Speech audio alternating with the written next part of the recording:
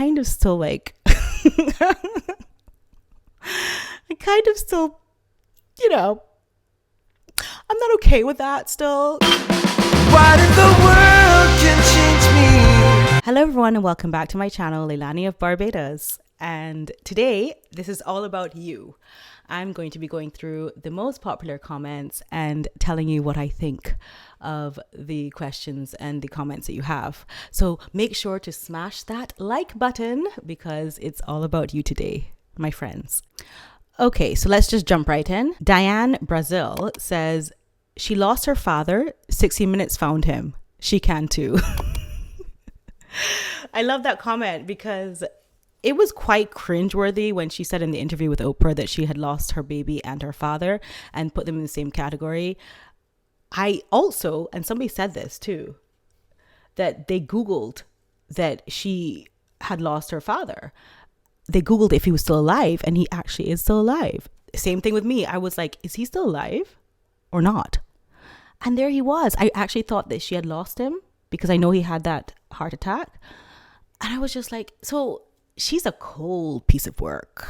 She's a really cool piece of work. It is the best comment ever, I guess somebody said. Isabel of Mar said, greatest comment ever, love this. It is. And then Rona Robbins says she didn't lose her father, she threw him away. Oh, I like this comment too from Tia Ray. There's a lot of genetic pain and suffering that Harry and Meg have put on both their families. So right back at you, Harry. True. How can you talk about genetic pain and suffering? But let's talk about that. Harry. Okay, so when you have a partner, you show them respect and your parents understand how much you respect them. So basically, however much you love your partner, your parents love your partner. That's her control. So for example, when you hear that Harry says, Doria is amazing in the engagement interview. Mom's amazing. It's because Meghan has put Doria in a position of being amazing to him. She's done that. When they reprimanded him for talking to the press, and you see where he says they were like, naughty, you shouldn't have taken that champagne, you shouldn't have taken that, that's kind of a bribe, don't talk to those people, don't talk to anyone. And it's such a crazy thing that like Harry couldn't understand how being hounded by the press, Thomasmarkle being hounded by the press, was, he didn't equate that with his mother. And so it has to be of Meghan's doing that he didn't have respect for Thomasmarkle and he could reprimand him. Imagine your husband reprimanding your father who provided for you. Harry had said to me at that point, if you had listened to me, this wouldn't have happened to you. So she sets those parameters. She sets those relationships up, That's her family, that's her husband, and she makes that happen. You have to have respect for your elders, and I'm sure he knows that. But she threw her dad away as like some kind of hindrance in her life. And to be honest, I really think that she was looking for an opportunity, she had her pen and her piece of paper, and she was like, when can I write this letter to him? Just waiting for the opportunity. Because he set up these press calls or these pap opportunities so that he could look better for her. So that he could look like he was getting his exercise in and he was getting his suit made for her. What's wrong with that? You come from Hollywood. You've paid paps, Meghan. You paid them. So in her world, that's really not an offense. It's definitely not a criminal offense in the real world. So like, what is so difficult for her in what Thomasmarkle did? And so you have to see where Thomasmarkle was like trying to do the best for his daughter. He was trying to make himself respectable or trying to make her look better. And it also begs the question, how did you ask the question when he lied to you? So when Meghan said to you, have you done that? Have you set those photographs up? Did you discuss that with her? I denied it.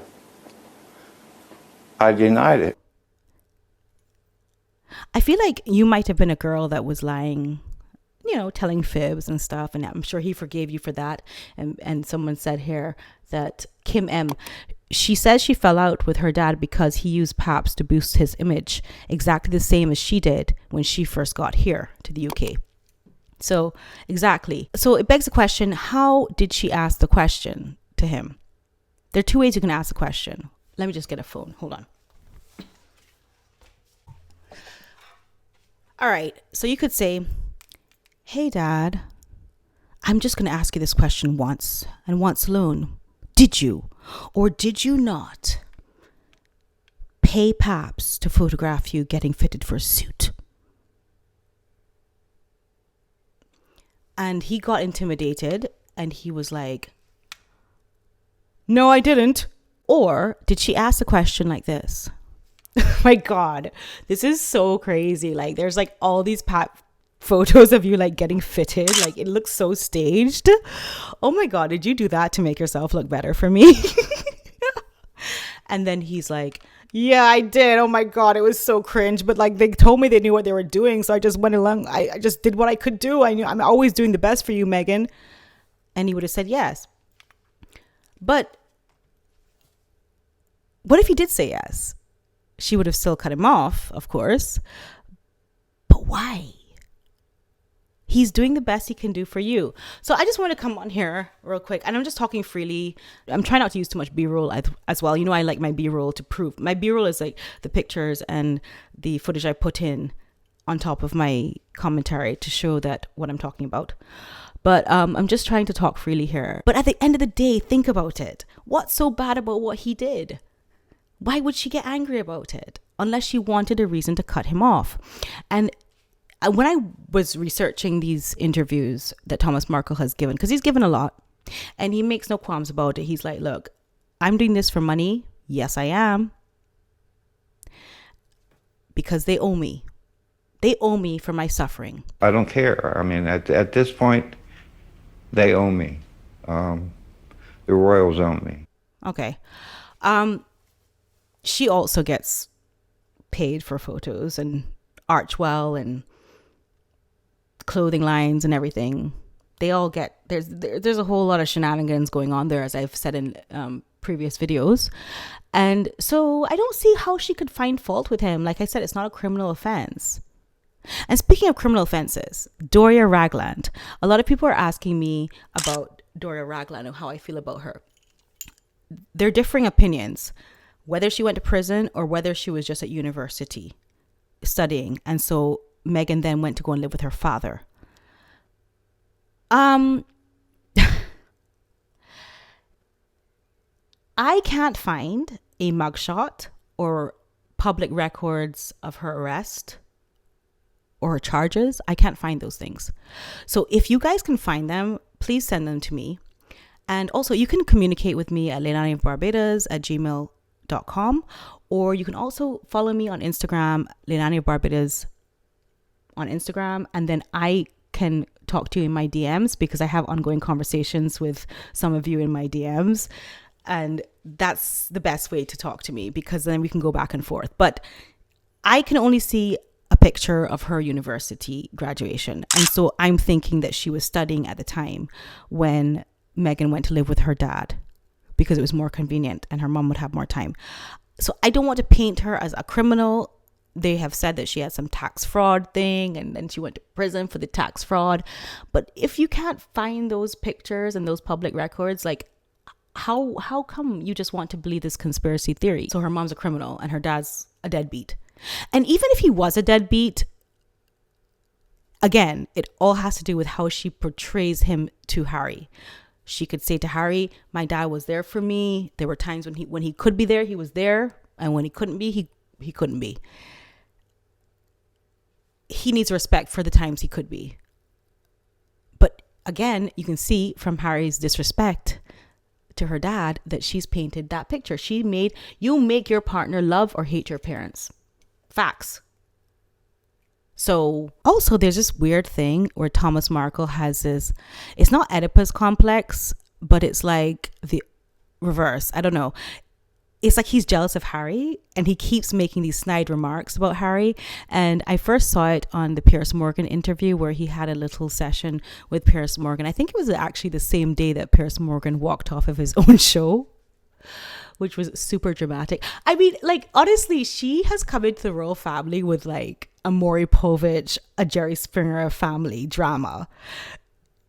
And I don't think the world is ready for that. Anyway, that's an aside. But yeah, so when Thomasmarkle talked about Harry, and I don't like him, and I don't know if I like him, and then also in the Australian interviews, he also puts digs at Harry, saying like, he wasn't as good looking as me. Yeah, I was a good looking guy when I was young, and Harry's not quite as good looking as me, you know. I'm just like, who talks like that?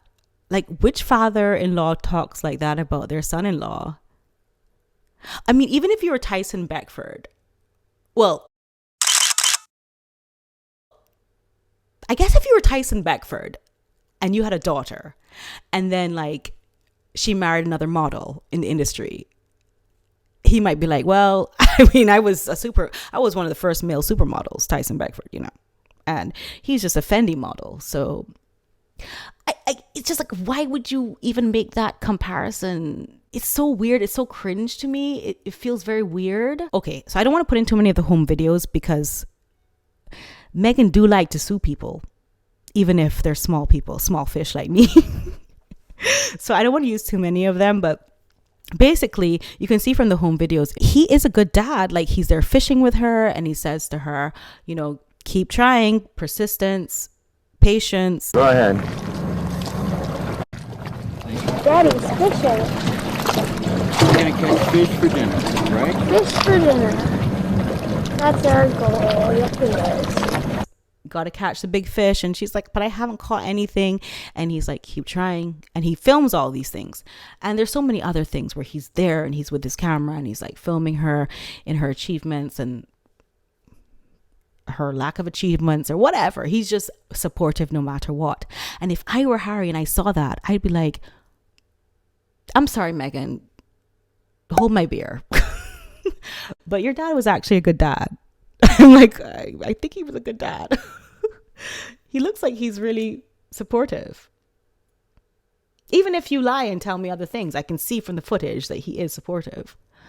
But again, goes back to how she tells Harry to treat her dad. Yeah, so Louisa Malaspina says Thomas was there for Meghan the whole time. Her mother was absent for some years. A young girl in LA, alone, is an invitation for disaster. I admire a man who stands by their children during difficult times. Meghan should be kissing her father's feet for saving her from the streets of LA and being loyal and devoted father. True. Because he knew the industry, he could guide her. This is not just a man that was in LA. This was a man in Hollywood, actively working in Hollywood. And she wanted to be in Hollywood too. And he helped her for sure. Redhead Detective says, I saw it. I feel terrible for him. He seems like a really down-to-earth guy and really decent one at that. It's horrible what they're doing to him. And there's just loads of comments about that. So I think that most of the time people were agreeing with me about my approach to her father. And I hope that in my last video, I was able to show him some respect. I know I said that he was a narcissist, and I think that's true, because I think a narcissist bred a narcissist. But at the same time, I was basing that on the fact that he said he was going to continue to make money and that they owe him something. Because he said that the royals, Meghan and Harry, also owe him money, I think that was a narcissist mindset, because he had no apologies about continuing to do interviews to make money. Although he said initially that the interviews were to draw attention to him so that his daughter would contact him. Well, basically what I do, because I haven't heard from them, is I'll do a story for the press. If I don't hear from them in 30 days, then I'll do another story for the press. And I've yet to hear from them. Since 2 days before the engagement, where she just said on the phone, "Hi, Daddy. I'm dating someone. He's a prince. Do you want to talk to him?" Already putting her father in a subordinate position. You know? I don't know if I would have done it like that. I would have, well, maybe I probably will. I mean, he's a prince. It's a fact. But I mean, like, then that was the last time that they spoke. And she didn't choose to send any videos or send any contact or ignored all his messages, never sent videos of her child or to his grandfather or anything. It just seems like she was all about the royal life and not about her father anymore. And that's so heartbreaking. It's really heartbreaking. CJ says, Thomas was in the industry when Oprah was really big. He knows of what he speaks. That's what I'm saying. You had a dad who actually was trying to guide you in the right direction. And of course, it's amazing that he was willing to forgive her lying about what about who paid for the school and etc., apartments, her living, everything. While the Duchess of Sussex claims she paid her way through college at Northwestern University, Thomas claims that's simply not true. I paid for college, it took me years to get it paid off. But she wasn't willing to forgive him. And that's the reciprocity between parents and children, is that you forgive me, you learn how to say sorry, I learn how to say sorry to you, and it is what it is. We're only human beings. So in this video, it'd only be fair for me to address also the hater comments, or the sugar comments, should I say. I don't really have a bunch of them. My upvotes are pretty good. I think I have a lot of intelligent people who watch me, thank God. But I do get the ones that I don't think they watch my videos. They just come on and realize that I am a Meghan basher, and they immediately start saying things like, you're jealous of her, you wish you were her. And they don't really watch the video where I think that I try to be quite fair. They don't watch any of that. They just come and comment. So I just wanted to say from here, for all of you Meghan sugars, I don't really respond to your comments. So don't waste your time. Also, how do you know she doesn't want to be like me? How do you know that my happiness and her happiness are two different things? And just like I may want to be like her, or you may want to be like her, she also, if she knew me, might want to be like me, because none of us know each other. You know what I'm saying? I'm actually in the position where I would never want to be like her, because as far as her character, as we see in the Caribbean, her character, I would never want to wake up every morning feeling like Chrissy Teigen or Ellen DeGeneres or Meghan Markle or Trisha Paytas right now, who's going through a drama. I would never want to wake up with the entire world hating me for actions I brought upon myself. I would be so regretful.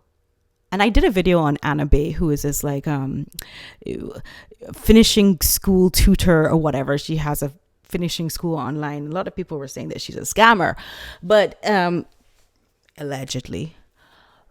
But I will give you some real advice about social gatherings and dinner parties. There are two things I don't talk about: religion and politics.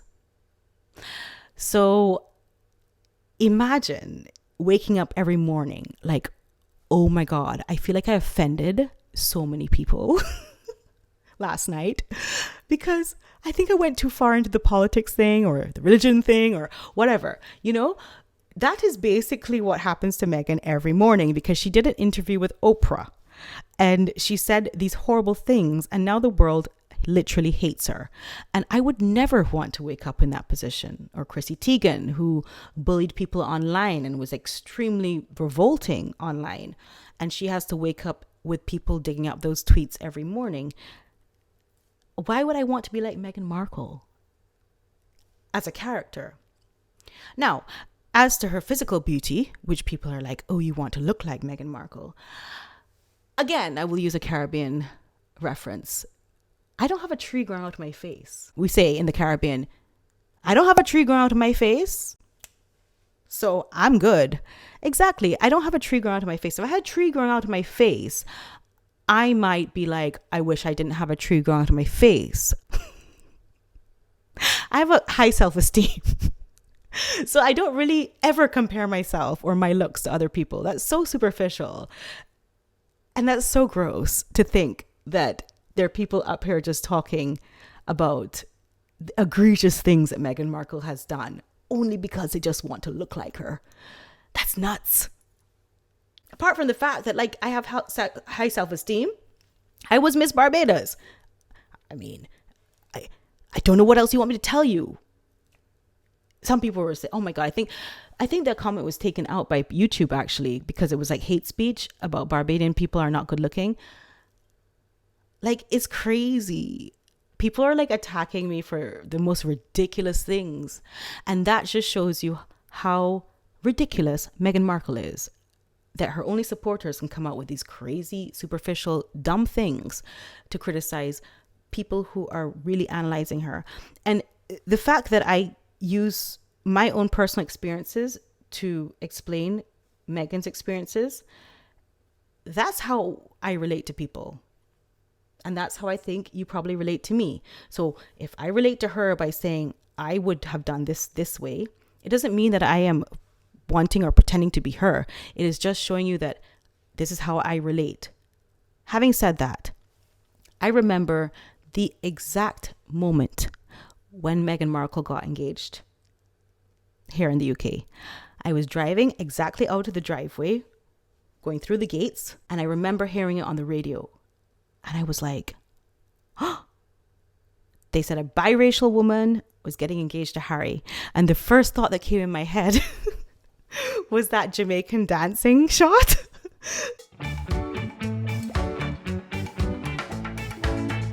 And I was like, oh, he wants some spice in his life. Yes, Harry. You know, and I thought, oh, this is amazing, because I myself am a biracial woman in the UK. And I was thinking, oh my gosh, I just want her to know it's going to be fine. Everybody's nice. People are not going to be racist to her. She's going to be fine. I'm so excited, you know, and that's how I felt. I stopped the car and I was like, oh, because as they themselves admitted, there was not a lot of time that they had in front of the public eye. They had a private relationship. And we were able to really get to know each other that way. Which is where I think he was groomed by her. But anyhow, so when they got engaged was the first time I heard about it. I had a very young child, so I was quite distracted. I didn't know a lot about what was going on in the world because I was like super focused on my child. But it was just like, oh my God, this is happening. I'm so happy.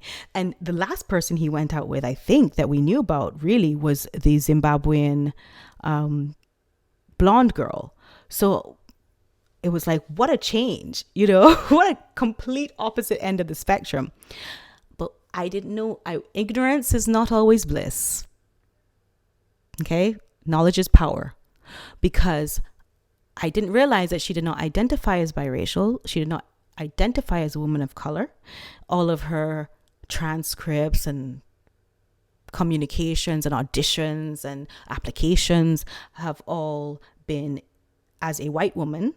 The roles that she went for, white woman, you know, I didn't know that at the time. So I was like, oh, if she's a humanitarian, she's going to really use her diversity, her cultural diversity, and go into that, just get propelled into those causes.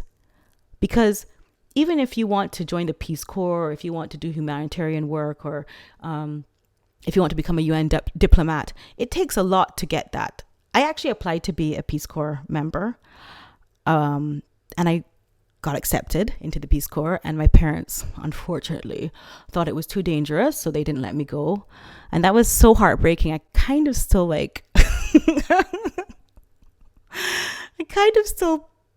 you know, I'm not okay with that still. You know, I'm not okay with that. Because I then met a friend of mine, cousin, who was in the Peace Corps and had a wonderful experience, and it wasn't dangerous and it was amazing. And I was just like, oh, my parents are so paranoid, and I didn't get to go. But anyway, she had this platform that she could do her own Peace Corps as a member of the royal family. She could do all of the things that like anyone would want to do who really has that drive and that heart in a minute. It might take us 50 years to get to where she could get to in a month. So that's just to say that what I knew at the time, I was very excited about. And even in my interview, and I'm just going to say this, I'm probably going to have to say this every single video I do, because I will continue to critique and comment on these actions of the Meghan and Harry. I think that people don't realize that I was really in favor of her. And if you do watch my Oprah video, the viral one, whatever, where at the end I explained that I had just watched a video where people were slating her, and I felt like I came to the Oprah interview with guns blazing right here in this chair, ready to defend her and say people are being so unfair to her, and I'm not having any of it, you know? And then she started saying these things and coming across so disingenuous. And I had to look at her like side eye all of a sudden. And I recorded it because it was a complete change of heart that I had, you know? That's the truth. So don't come at me. I'm a mixed race girl. I am outside of my country here in the UK, just like she was, exactly the same. Go after those people who are criticizing her, who don't have anything in common with her, and say that they never liked her from the beginning. Go and do that. But don't come here to me, who had so much in common with her, wanted her so much to be happy and do good for all of us here in the UK. And also, thank you so much for being my friend here in the UK, all of you, because I don't have anybody here that, you know,